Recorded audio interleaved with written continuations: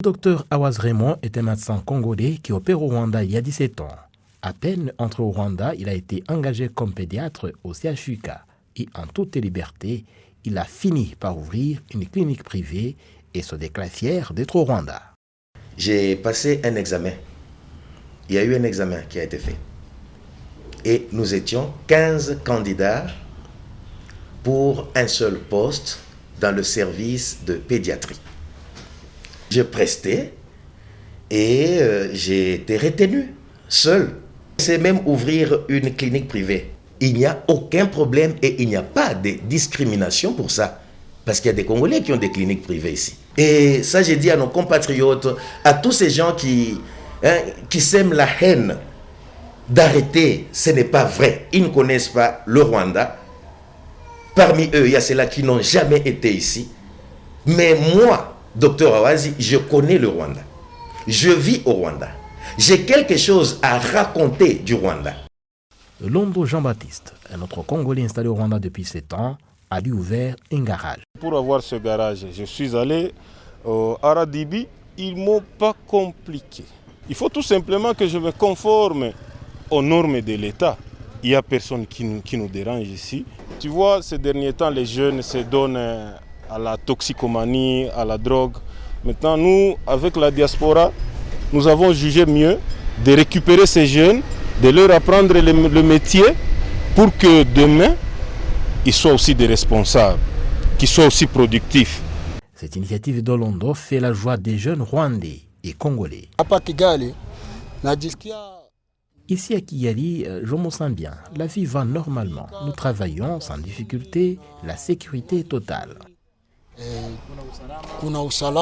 Et Patrick Chambo, lui, vit au Rwanda depuis 1995.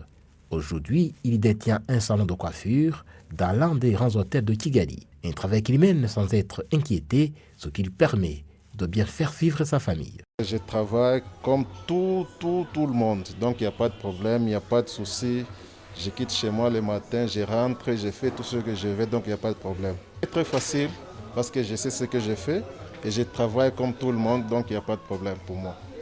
Depuis 20 ans déjà, Alfred Kalumire, avec son entreprise Alfio Signs, s'est orienté vers le domaine de la sécurité routière. Là, il fabrique des signaux routiers. Tout en se félicitant du climat favorable au travail dont il jouit au Rwanda, il souhaiterait initier des travaux similaires chez lui, en République démocratique du Congo. En tout cas, il n'y a pas de difficulté. C'est ma compétence qui a jugé. J'ai fait de bon travail. J'ai présenté dans différentes sociétés mes signaux et ça a été apprécié et je continue à bien travailler sans avoir de difficultés. Il n'y a rien du tout comme tracasserie. Je travaille et je suis payé tel que je travaille. Il n'y a pas de tracasserie. Je vois souvent des choses que nous faisions ici. Bon, au contraire, chez nous, ça passe dans les irrégularités et nous insistons beaucoup pour que chez nous aussi ça passe bien, mais les irrégularités continuent, ça fait pleurer même nos autorités.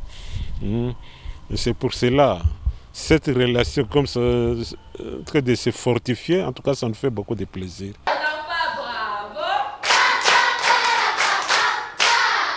Les Congolais vivant au Rwanda se félicitent également de la liberté totale quant au choix de la scolarisation de leurs enfants, notamment avec l'école congolaise installée au Rwanda depuis 1972. Actuellement, la direction de la diaspora congolaise estime à plus de 100 000 Congolais vivant officiellement au Rwanda. Jean Damascene Manishimwe à Kigali.